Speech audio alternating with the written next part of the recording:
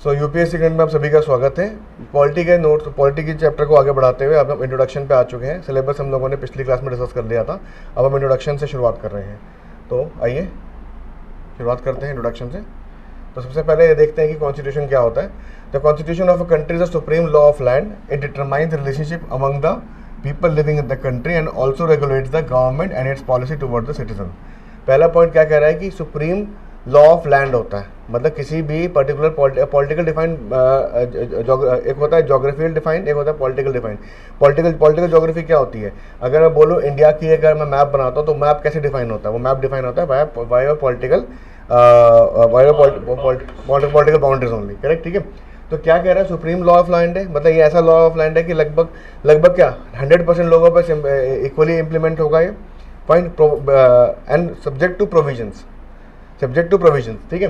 And ये define करेगा कि कंट्री जो उस कंट्री में जो लोग रह रहे हैं उनके बीच में रिलेशनशिप क्या है towards government and people relationship के बारे में बात करता है। अगला पॉइंट क्या आता है कि the basic principles of laws of nation state of social group that determines the powers and duties of the government and guarantees the certain rights people in it. We can say that the written is an instrument embodying the rules and the political and social organization. What second point is saying this? Second point ये कह रहा है इसके अंदर कि ये एक ऐसा सेट ऑफ बेसिक प्रिंसिपल्स है जो ये डिफाइन करता है कि एक पर्टिकुलर पॉलिटिकल बाउंड्री के अंदर सिटीजन्स के पर्टिकुलर राइट्स क्या क्या होंगे। क्योंकि हमारा कॉन्स्टिट्यूशन वो रिटन डॉक्यूमेंट है।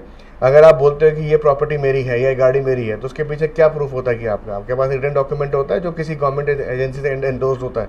सिमिलरली अगर हम बोले कि हमारे कॉन्स्टिट्यूशन राइट ये है, कल कोई बोले कि राइट टू मेक टिकटॉक, ये तो हमारे कॉन्स्टिट्यूशन में नहीं लिखा हुआ, तो फिर ये हमारा कोई राइट नहीं है। पर right to have a freedom of speech क्या ये है हमारा? Right to live, right to sleep, ये सब चीज़ें हमारे 21 में है। तो जब सिमिलरली कोई भी पर्टिकुलर XYZ पर्सन अपने हिसाब से राइट्स को मैनेज ना करना शुरू कर दें। और जो ये कॉन्स्टिट्यूशन होता है इसलिए इसको अमेंड करने के लिए एक सिस्टम बैठा हुआ है जिसको हम इंडिया के अंदर पार्लियामेंट बोलते हैं। और उस पार्लियामेंट को जो है लोगों ने चुन के भेजा हुआ है। समझ रहे हो क्या बोला मैंने? कॉन्स्टिट्यूशन क्या है? एक लार्ज डॉक्यूमेंट है जिसके अंदर डॉक्यूमेंटेड है कि भाई सिटीजन के राइट्स क्या क्या हैं, सिटीजन की राइट्स क्या क्या, ड्यूटीज़ क्या है, दोनों की बात करी गई है। और राइट्स के अंदर जो है अगर राइट्स को अमेंड करना है, राइट को चेंज करना है तो there is a procedure we call it amendment. और अमेंडमेंट ऐसा नहीं किसी एक बंदे ने चाह दिया है, किसी एक MP ने चाह दिया तो हो गया। उसके लिए एक ड्यू प्रोसीजर है जो कि फॉलो करना पड़ेगा। और ड्यू प्रोसीजर फॉलो होगा then only we will be able to change the constitution और change that provision of the constitution at least. तो ये आर्बिट्रेरी एक्शन से बचाता है स्टेट के, ठीक है। नाउ आगे मूव करते हैं। Now, what is the government? A government is a system of group of people governing an organized community, often a state. Government क्या है? सरकार क्या है? आर्बिट्रेशन का मतलब होता है ना बहकाना, जबरदस्ती, मनमर्जी से, ठीक है। गवर्नमेंट क्या है? एक ग्रुप ऑफ पीपल है जो कि ऑर्गेनाइज कम्युनिटी को या फिर एक स्टेट को मैनेज करता है, ठीक है। तो गवर्नमेंट बनाने के लिए अलग तरीके गवर्नमेंट हमारे पास है। हमारे पास थियोक्रेटिक स्टेट होता है, ओलिगोक्रेसी होती है, हमारे डिक्टेटरशिप, टेक्नोक्रेसी होती है, तमाम तरह की होती है। अब इन सभी का जो है अलग अलग छोटा बाइफिकेशन है, अलग अलग, उसके बारे में आगे आने वाले स्लाइड में बात करेंगे। In case of its broad associative definition government normally consist of legislature, executive and judiciary. तो बेसिकली यहाँ पे तीन चीज़ों की बात करेंगे, लेजिस्लेचर, एग्जीक्यूटिव एंड जुडिशरी। तो लेजिस्लेटिव कौन होते हैं? जो कानून बनाते हैं या कानून अमेंड करते हैं या कॉन्स्टिट्यूशन अमेंड करेंगे। एग्जीक्यूटिव क्या होंगे? जो ये बनाए हुए कानूनों को जो है ग्रास रूट लेवल पे इम्प्लीमेंट करेंगे। Fine. And what is judiciary? Judiciary क्या करेगी? इन दोनों के कामों को एनालाइज करेगी और देखेगी कि जो कॉन्स्टिट्यूशन में लिखा हुआ है उसके बेस पे किसी के हाई राइट्स या किसी के जो राइट्स है वो हिंडर ना हो या कोई चीज़ गलत ना हो। तो ये वॉचडॉग हो गया एक तरीके से, और ये हो गया आपका कानून फ्रेम करना और ये कानून इम्प्लीमेंट करने वाला। तो ये तीन बेसिक ऑर्गन्स इंडियन गवर्नमेंट के अंदर भी, ये तीन बेसिक ऑर्गन्स हैं। अब इसी के अंदर जो है आपके सबसेक्शन होते चले जाते हैं। क्योंकि अगर आपको कोई सर्विस या कोई कानून को किसी को लास्ट लेवल पे इम्प्लीमेंट कराना है then you should have a hierarchical structure, और वो हायरार्किकल स्ट्रक्चर हम लोग गवर्नेंस से पढ़ेंगे। Fine. Government means is which organization policy are enforce as well as a mechanism for determining policy. The same point, each government has kind of constitution, a state, each government has kind of governing principles and philosophy. Now यहाँ पे एक बात बोलेगी, each government has kind of constitution. तो हम कह सकते हैं कि जैसे कि इंडिया के अंदर कॉन्स्टिट्यूशन है, तो यहाँ पे थोड़ा सा मुझे लग रहा है कि आगे पीछे करते हैं इसको, उसके सेंटेंस को। गवर्नमेंट का कॉन्स्टिट्यूशन नहीं होता, देश का कॉन्स्टिट्यूशन होता है। और उसके अंदर जो गवर्नमेंट फॉर्म होती है उस कॉन्स्टिट्यूशन को वो फॉलो करती है वो गवर्नमेंट। और अब जो गवर्नमेंट होती है, अब हर गवर्नमेंट का कोई एजेंडा, जो गवर्नमेंट बनती है, जैसे अभी सेंटर में हमारे पास एनडीए की गवर्नमेंट है, तो इस हर एक सरकार का एक एजेंडा होता है, हर एक सरकार का एक फिलॉसफी होता है और उसके हिसाब से वो गवर्नेंस करती है। और वो गवर्नेंस करने का अधिकार उसे कौन देते हैं? हम लोग देते हैं, via a proper due process of elections. Fine. The philosophy is chosen on the balance between the principle of individual freedom and idea of absolute state authority और timing. Now various type of government in the world, in today's world, modern democratic governments are classified into parliamentary and presidential form of government। दो तरह की basically जो broad category है वो दो तरह की है। ग्लोबली अगर आप देखो तो आपको दो तरह के फॉर्मेट ज़्यादा देखने को मिलते हैं। On the basis of their relation between the executive and legislative organs of the government. क्या है इनका जो एग्जीक्यूटिव और लेजिस्लेटिव से जो वो है रिलेशनशिप है, उसके बेस पे जो है parliamentary and this kind of government is there.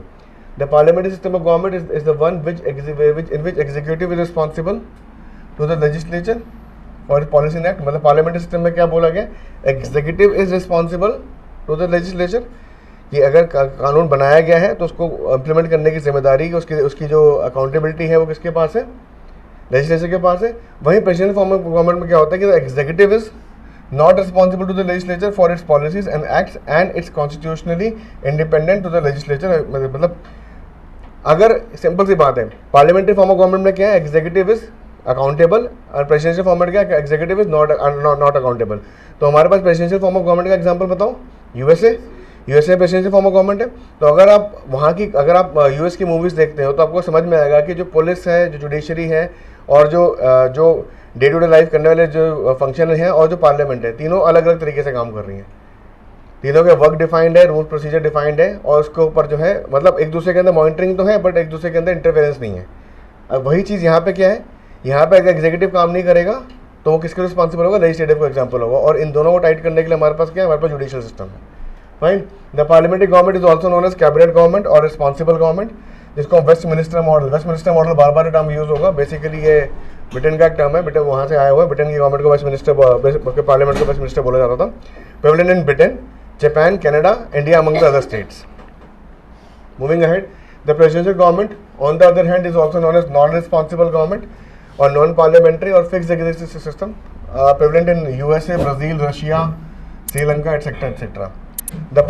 अब ऐसा नहीं है कि जो प्रेसिडेंशियल फॉर्म ऑफ गवर्नमेंट होंगे वहाँ पे प्राइम मिनिस्टर होंगे, प्रेसिडेंट प्राइम मिनिस्टर सब होंगे, बट जो रूल्स एंड डेफिनेशन होगा, रूल्स एंड रेगुलेशन होगा, उनकी जो ड्यूटीज होंगी that will be entirely different. नहीं, प्राइम मिनिस्टर नहीं, मतलब मैंने हर एक जगह नहीं बोला, इन जनरल नहीं बोला। ब्राज़ील में होता है, ठीक है, देन श्रीलंका में तो है, ठीक है। तो मैं क्या बोला कि it is not applicable all the places, मतलब दैट कैन बी डन। ये भी हो सकता है। ये आपके सामने आया ना कि भाई कि हमारे पास जो है ये क्वेश्चन आ रहा है कि श्रीलंका में प्रेसिडेंशियल फॉर्म ऑफ गवर्नमेंट है but still they have a prime minister, तो कंफ्यूज नहीं होने का इसमें, ठीक है। The parliamentary government is also known as responsible government. बार बार वही चीज़ रिपीट हो रही है, हो चुका है, देखो हो चुका है। नेक्स्ट, पार्लियामेंट्री में तो जो लेजिस्लेटिव, एग्जीक्यूटिव और जुडिशरी जो होती है वो तीनों इंटरफेरेंस करती है। नहीं, एग्जीक्यूटिव जो होगा वो रिस्पॉन्सिबल होगा अपने एक्शंस के लिए लेजिस्लेटिव को, क्योंकि वो एक्शन तभी करेगा जब लेजिस्लेटिव लॉ बना के देगा, तो इसलिए वहाँ पर वो होता है। हालांकि ये चीज़ वहाँ पे भी होती, लॉ तो है प्रेसिडेंशियल फॉर्म ऑफ गवर्नमेंट पे वही बनाएंगे, बट वहाँ पर रिस्पॉन्सिबिलिटी नहीं होगी, वहाँ पर रूल्स और प्रोसीजर्स जो होगा अलग तरीके से हैंडल होगा। जुडिशरी एक एंटायरली डिफरेंट ऑर्गन है जो कि दोनों की फंक्शनिंग को देखती रहती है और उनकी फंक्शनिंग की वजह से किसी के राइट्स को हिंडर ना हो, इसलिए उसके लिए जुडिशरी का फॉर्मेशन जो कि अलग अलग तरीके से इंडिपेंडेंट तरीके से बनाई गई है, ठीक है। Now at is describe rules and regulation that generate degree of trust and coordination among the people, different strata of the society live together. Constitution कई सारे जो है वर्क को करता है, जैसे कि हमारा संविधान बनाना मुश्किल था या आसान था? भारत का संविधान जब भारत आज़ाद हुआ, मुश्किल क्यों था? सेक्युलर स्टेट तब नहीं था, सेक्युलर स्टेट आपका बाद में बना है, 42nd अमेंडमेंट से बना है। डाइवर्सिटी बहुत ज़्यादा है इंडिया में, लिंग्विस्टिक डाइवर्सिटी बहुत थी, रेशियल डाइवर्सिटी बहुत थी, और इंडिया का जो वो है पॉलिटिकल, जो हम जोग्राफिकल एक्सटेंट देखें तो चारों, हम जैसे कि मैं अक्सर ये बात बोलता हूँ, अगर आप इंडिया में जम्मू कश्मीर से कन्याकुमारी तक चलो तो आपको हर 10-15 किलोमीटर में या 20 किलोमीटर में एक डाइवर्सिटी देखने को मिलेगी, ठीक है। चाहे वो कपड़ों को लेके हो, चाहे वो खान पान को लेके हो, चाहे लैंग्वेज को लेके हो, एक्सेंट चेंज हो जाता है। हमारे उत्तर प्रदेश में बहुत बड़ी डाइवर्सिटी है, एक तरीके लिंग्विस्टिक डाइवर्सिटी है। मतलब लखनऊ कानपुर को अगर आप देख लो तो आपको ज़मीन आसमान का फ़र्क नज़र आ जाएगा लिंग्विस्टिक बेसिस पे अगर मैं बात करूँ तो क्या चीज़ है, तो इंडिया कॉन्स्टिट्यूशन बनाना मुश्किल था क्योंकि कई तरह की कम्युनिटीज़ को, कई तरह के रिलीजियस आउटफिट्स को, कई तरह के इंडिया खाली हिंदुज़म के अंदर जाति सिस्टम उसी को फिट करने के लिए बहुत ज़्यादा मगजमारी करनी पड़ी, बहुत ज़्यादा दिमाग जो है इम्प्लीमेंट करना पड़ा हमारे कॉन्स्टिट्यूशन के मेकर्स को, फार्मर्स को, फ्रेमर्स को। और हमारी कॉन्स्टिट्यूशन की बहस चली बहुत साल, करीब 2 साल 11 महीने चली, ये पता होगा आपको। संविधान सभा काफ़ी लंबी चौड़ी बैठी थी, हर एक आर्टिकल पे, हर एक चीज़ पे डिस्कस करने के बाद जाके संविधान 3 साढ़े 3 साल में तैयार हुआ। और उसके बाद लगातार इवॉल्व होता जा रहा है, जो चीज़ें पुरानी हो रही हैं, जिन चीज़ों की ज़रूरत नहीं उसको डिस्कार्ड भी किया जा रहा है, और जो चीज़ें नहीं आनी चाहिए उसको इंक्लूड भी किया जा रहा है, but with a consensus, not by a single person authority. तो ये सब चीज़ें क्या है, तो इसलिए हमारा कॉन्स्टिट्यूशन मल्टीपल पर्पस से सर्व कर रहा है। और सबसे बड़ा ये है कि इतनी बड़ी डाइवर्सिटी को इसने एक सूत्र में या एक धागे में बांध कर रखा हुआ आज तक। It provide framework within which government and other institutions work in the country. It lays down the procedure as how to government will be constituted and manners in which decisions are taken. It defines powers, duties, limits with the respective governments. It also tells the right to the citizen, defines the law and procedure to the protect them.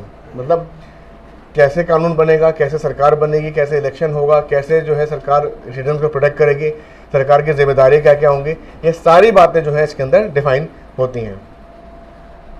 तो what does government government करती है governance. Governance का मतलब क्या होता है, grass root level तक पूरी मशीनरी को चैनलाइज करके सारी सर्विसेज को लास्ट लेवल तक प्रोवाइड करना, लॉ एंड ऑर्डर को मेंटेन करना। इवन लॉ एंड ऑर्डर भी एक तरीके का गवर्नेंस ही होता है, लॉ एंड ऑर्डर का मेंटेनेंस भी एक तरह का गवर्नेंस ही होता है। और इन सभी चीज़ों करने के लिए अलग अलग विभाग, अलग अलग डिपार्टमेंट, अलग अलग ऑर्गेनाइजेशंस बनी है जो कि काम करती है।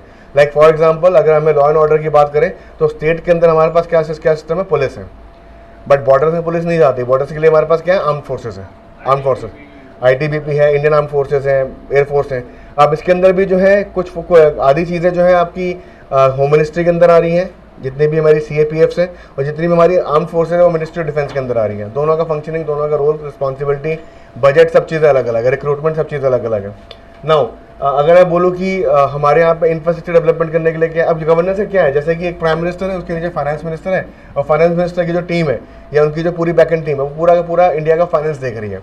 सिमिलरली हर स्टेट का भी चीफ मिनिस्टर है, उसके पास भी फाइनेंस मिनिस्टर है, ताकि वो अपना आना कितना आ रहा है, कितना जा रहा है, कहाँ लगना चाहिए, कहाँ नहीं लगना चाहिए, कहाँ लीकेज है, कहाँ टैपेज है, उन सभी चीज़ों का मॉनिटर करना, उनको फिक्स करना उनकी जिम्मेदारी रहती है। तो काम बहुत ज़्यादा बड़ा है। अगर मैं आप लोगों से बोलूँ कि अपने एक हफ्ते का खर्चा और इनकमिंग और आउटगोइंग को एक बार नापो, आप लोग नहीं नाप पाओगे। सरकार पूरे देश का, पूरे राज्य का नापती है, मेजर करती है, उसके बाद आपको डेटा और आंकड़ा आपके सामने प्रस्तुत किया जाता है। ठीक है, अब सरकार सही से काम कर रही नहीं कर रही तो उसके लिए क्या ऑप्शन है, CAG, हाँ, ऑडिटर जनरल। तो ये अब हम लोगों ने बोला कि हमने 3G मामला देखा, 2G मामला देखा, तो कहाँ से आया ये? कोई अगर बोलेगा कि सपोज करो गंधर्व से कोई गलती हो गई है, बताएगा थोड़ा ना कि गलती हो गई है, वो तो जब कोई चेक करेगा तभी पता चलेगा ना। तो वो चेकिंग वाला जो मामला है वो सारा CAG के पास है, वो भी एक विभाग है, क्योंकि अगर ऑडिट्स एंड अकाउंट्स नहीं होंगे तो दिक्कत और आएंगी, क्योंकि फिर अकाउंटेबिलिटी नहीं रहेगी। तो ये सब समझिए कि सारा जो गवर्नेंस का वाला मैटर है, गवर्नेंस के लिए क्या है, अलग अलग चीज़ों को मैनेज करने के लिए अलग अलग सिस्टम है। जैसे कि अगर मैं बात करूँ PDS की, PDS के लिए हमारे पास राशन शॉप्स है, PDS होता है पब्लिक डिस्ट्रीब्यूशन सिस्टम। अब PDS जो है कहीं ना कहीं से रिक्वायर करेगा, कहाँ से करता है, FCI बना रखा है उसके लिए। FCI क्या करता है, FCI का अलग खरीदने का प्रोसीजर है। तो रूल्स और procedures and departments are connected all together, तब जाके एक सर्विस पूरी हमें मिलती है। FSSAI is the food license होता है। FCI is food corporation of India. FSSAI is basically a part of integrated part of FCI। FCI का नहीं, FCI अलग है, बिल्कुल अलग विभाग है। ठीक है, तो ये FSSAI का लाइसेंस आज की डेट में जरूरी। अब जैसे कि FSSAI की बात कर लेते हैं। FSSAI क्या है, आजकल किसी भी रेस्टोरेंट्स के लिए ज़रूरी है कि आप FSSAI को एंडोर्स कीजिए। इनफैक्ट स्ट्रीट फूड वेंडर्स के लिए भी बहुत जल्दी जो है मैंडेटरी होता जा रहा है। क्या चीज़ है FSSAI बेसिकली आपको एक स्टैंडर्ड प्रोटोकॉल SOP बना के देता है, स्टैंडर्ड ऑपरेटिंग प्रोसीजर बना के देता है, और अगर आप वो फॉलो करते हुए नहीं मिलते हो तो आपके ऊपर पेनल्टीज एंड आपके ऊपर जो है लीगल कार्रवाई हो सकती है। क्या होता है, अब क्यों भाई, क्योंकि हम देखते हैं कि हम लोग जब वेस्टर्नाइजेशन शिफ्ट हो रहा है हमारे कंट्री में, हम देखते हैं हमारे पास कई सारी एप्लीकेशंस आ चुकी है जो रात को 2 बजे भी आपको खाना पहुंचा जाती है। जोमेटोज है, स्विगी है, फूड पांडा तो खैर बंद हो गई, इस तरह की एप्लीकेशंस है। और हम देख रहे हैं कि जो कमर्शियल खाना है, कमर्शियल रेस्टोरेंट का खाना ये अपने आप में एक इंडस्ट्री और ग्रो करती जा रही है। आज से 15 साल 20 साल पहले हमारे पास समोसे टिक्की के ऑप्शन थे, आज हमारे पास कौन से ऑप्शन थे? आज से 20 साल पहले जो है जो पिज़्ज़ा था वो लग्जरी था, आज क्या लग्जरी है?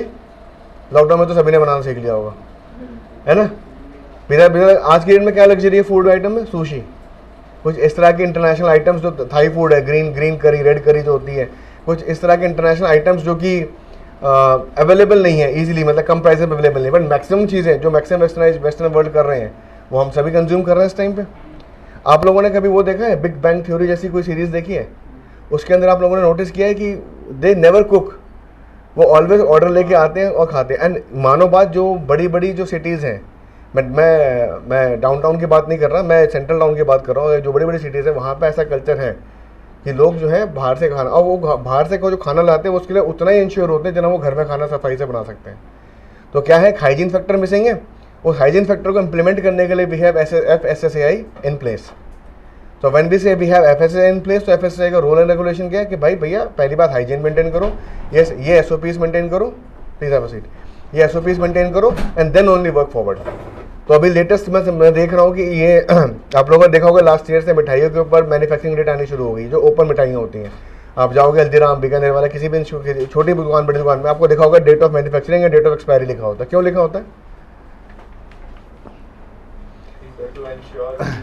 क्योंकि एक ऐसी प्रैक्टिस कहीं ना कहीं सरकार ने देखी होगी कि जो मिठाइयाँ बन रही हैं एक्सपायर हो जाती है, उसके बाद उसे सेल ऑफ कर दिया जाता है। कोई भी सिस्टम जो है वो लूप होल फ्री नहीं है, लूप होल है। अब आप लोगों की जिम्मेदारी होगी जाके हर एक लूप होल को फिक्स करना। और मानो बात, जिंदगी में पूरे टेन्योर में अगर एक भी लूप होल फिक्स करने में कामयाब होगा ना, तो then you deserve an Oscar, और एटलीस्ट छोटा मोटा पद्मश्री तो आप डिजर्व करते हैं। क्योंकि सिस्टम के अंदर, सिस्टम इतना बड़ा जितना होगा उतने ज़्यादा चांसेस होंगे उसके अंदर लूप होल्स होंगे। और कोई भी सिस्टम जो है एरर फ्री नहीं होता। अरे यार, हमारा iOS नहीं है, हमारा एंड्रॉयड नहीं है, जो कि इतनी बड़ी बड़ी कंपनीज उन पर काम कर रही है, तो हमारा जो जुडिशरी है या हमारा जो गवर्नेंस का सिस्टम है वो लूप होल कैसे फ्री हो जाएगा? सब जैसे लोग उसको यूटिलाइज करते हैं। लूप होल बाय डिफॉल्ट, कई बार मैन्युफैक्चरिंग डिफेक्ट की वजह से भी लूप होल होता है। बिल्कुल। तो ये चीज़ समझने की जरूरत है। जब मैंने बोला कि गवर्नमेंट क्या करती है, गवर्नमेंट जब गवर्नेंस करती है, गवर्नेंस का एक ही मतलब है इसके अंदर कि गवर्नमेंट आपको जो सारी सर्विसेज वो प्रोवाइड कर सकती हैं, चाहे वो आपकी सेफ्टी की हो, सिक्योरिटी की हो, आपका फूड डिस्ट्रीब्यूशन हो, जितनी भी सर्विसेज वो रन करती है उसको ग्रास रूट लेवल तक इम्प्लीमेंट कराना। ना फॉर एग्जांपल, आज से मैं एक बात करूँ, हम लोगों ने एक उज्ज्वला योजना शुरू करी थी हमारी सरकार ने। उसके पीछे क्या हुआ कि लगभग हर घर के अंदर सिलेंडर पहुँच गया।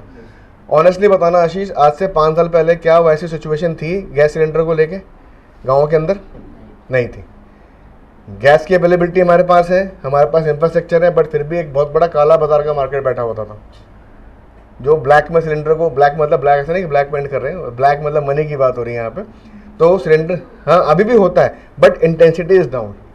ऐसे वो नहीं, सोनपरी नहीं है कि घुमा दिया छड़ी हो गया, ऐसा नहीं होगा। It will take time. और उस फीलिंग के दौरान एक्सीडेंट भी बहुत सारे हुए हैं। अब क्या हुआ कि भाई जो गरीब आदमी है वो बड़ा सिलेंडर अफोर्ड नहीं कर सकता, तो 5-5 किलो के सिलेंडर निकाल दिए। देखा किसी ने 5 किलो छोटा वाला पैक देखा सिलेंडर का? ठीक है। उसके बाद जो था, एक टाइम था आज से 10-15 साल पहले जो है गाड़ियाँ LPG पे चला करती थी, तो वहाँ पर सिलेंडर चाहिए होते थे, जो कि 99% इलीगल होता था। तो LPG पहली बात आना कब शुरू हुआ? 1970s-80s में हमने देखा कि LPG का यूज़ शुरू हुआ। इसके पहले क्या हम यूज़ करते थे? केरोसिन, मिट्टी का तेल जिसे बोलते हैं। और वो कहाँ से मिलता था? अगेन राशन शॉप से। तो वहाँ पे ब्लैक मार्केटिंग का एक बड़ा एक रोल था। आज भी सिलेंडर्स की बात करते, खैर अर्बन एरियाज में वी हैव PNG पाइपलाइन, ठीक है, जिसे कहते हैं एफिशिएंट है। बट अभी भी मुझे लगता है कि PNG, आप लोगों में कोई PNG बहुत ज़्यादा मेरे को लगता है। सामने मैं बताता हूँ, दिवाली थी, ऐसा लगा था कि वो अनार पे बड़ा जल रहा होगा, वो जलता रहा, पूरी पाइपलाइन में आग लग गई। अच्छा, तो बढ़िया, तुम बड़े बड़े बम चलाते हो दिवाली में। हमारे घर के सामने PNG में देखो, CNG पंप्स एंड CNG और PNG में क्या होता है कि रेयरेस्ट ऑफ रेयर केसेस में हम देखते हैं कि इस तरह का कोई इंसिडेंस हो। क्योंकि जब इसको बट जब हम आते हैं ना, जब इस कंज्यूमर पॉइंट ऑफ व्यू से आते हैं, जैसे मैं एज ए कंज्यूमर मैं अगर PNG यूज़ कर रहा हूँ, तो there are multiple loopholes क्या है कि they send any kind of bill without making any reading entry. उनको ऐसा लगा होगा कि इसने इस महीने जो है खाली पार्टी करी होगी, इसलिए इसकी 100 रीडिंग एक्स्ट्रा, और उसको कस्टमर को बहुत बुरा सिस्टम है IGL का। मैं ऑन कैमरा हूँ, मैं चीज़ बोल रहा हूँ क्योंकि मैं लगातार इनसे कन्वर्सेशन में रहता हूँ। मेरे घर में 3 कनेक्शंस हैं और तीनों में बिना रीडिंग के जो है बिल आते हैं। बिल पे करो, कोई रिसीट नहीं आ रही, कुछ नहीं आ रहा, बस सब कुछ भगवान भरोसे।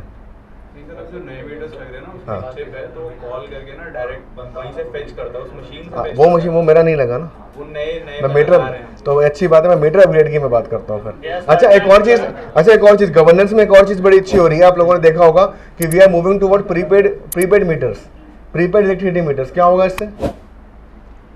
सर हम खुद से मतलब हाँ वो हम लोग जो है अमाउंट रिचार्ज करते we are moving towards new generation meters, जिसको सरकार ने अनुमति दे दी है, उत्तर प्रदेश में बहुत तेजी से लग रहे हैं। We are moving toward prepaid meters. क्या होगा? सर हम रिचार्ज कर लेते हैं, हम यूजेज कम हो यूनिट्स का हम इससे जो है दोनों साइड को बेनिफिट मिलेगा। अब एक बंदा है जो पूरी ज़िंदगी जो है हर रोज़ टाइम से बिल भर रहा है, कई लोग ऐसे हैं जो बिल बिल्कुल नहीं भर रहे, तो सरकार को तो एक्सचेकर का लॉस है ही, उनको पूरी टीम लगानी पड़ रही है इस पैसे को निकलवाने के लिए। और बिजली काटो तो भाई राइट टू इलेक्ट्रिसिटी हिंडर हो जाती है, कई बार केसेस लग जाते हैं। तो इन सभी चीज़ों का सोल्यूशन जो है, और बहुत एफिशिएंट मीटर लेके आ रही है, क्योंकि देखो क्या होता है कि घर में 12 AC लगे हुए हैं, लोड चल रहा है 5 किलोवाट का, ये भी गलत है। लोड क्यों नहीं बढ़वाओगे? लोड बढ़वाओगे तो इलेक्ट्रिसिटी मीटर चार्जेस बढ़ जाएंगे, तो लोग वो नहीं करवाते, AC छुपा छुपा के लगा लेते हैं। तो आपको लगता है कि हम लोग जो इलेक्ट्रिसिटी से पंगे लेते हैं, तार जोड़ के टेप लगा दी, अच्छी चीज़, अच्छी प्रैक्टिस है ये। तो ये चीज़ समझने की फिर से ज़रूरत है कि जो हम सरकार चेंज कर रही है मीटर्स को, ये भी एक गवर्नेंस का पार्ट है, जिसके थ्रू जो सर्विसेज जो है आपके पास एंड टू एंड बहुत अच्छी पहुंची जा सके। Right now we are in the mid of electricity crisis in the country. क्यों हुआ? कोल कम हुआ है कि डिमांड बढ़ गई है? डिमांड बढ़ गई है। डिमांड क्यों बढ़ गई है? Excessive heat. जो टेम्परेचर हमारा मई जून में होता था वो अप्रैल में हमें दिखा गया इस बार, है ना? हाँ कोविड रिकवरी भी एक रीजन है कि उसके हाँ, कोविड रिकवरी भी एक रीजन है। और उसके बाद और लॉजिस्टिक्स इशू भी है। एक और चीज़ बड़ी इंपॉर्टेंट है कि हम लोग का इंफ्रास्ट्रक्चर लगातार बढ़ता जा रहा है, नई नई इंडस्ट्रीज आ रही हैं। अब इंडस्ट्रीज में कितना होता है, एक एवरेज पेट्रोल पंप पे कितना लोड होता है? एक पेट्रोल पंप पे एवरेज लोड कितना होता है? एक CNG पंप पे कितना लोड होता है? कम से कम 70-80 किलोवाट्स का। उनको अपने ट्रांसफार्मर्स चाहिए होते हैं बिजली डिस्ट्रीब्यूशन करने के लिए with in the same network. अब 80 किलोवाट का मतलब क्या हुआ? एक घंटे में 80 यूनिट्स एटलीस्ट आर कंज्यूम्ड, अगर सारा लोड ऑन है तो 80 यूनिट इंटू 10 करो, 800 पर आवर कर लो। 30 घंटे का, 30 दिन का कितना बिल बनता है? कंजम्पशन बढ़ रही है ना। अगर हमें CNG भी भरनी है किसी गाड़ी में, पेट्रोल भी भरना है किसी गाड़ी में, अगर हमें पंप से पानी भी निकालना है, तो एवरीथिंग रिक्वायर्स इलेक्ट्रिसिटी। सोलर से हम कितना भी, सोलर अभी हमारा शुरू हो चुका पर इतना इफेक्टिव तो है नहीं।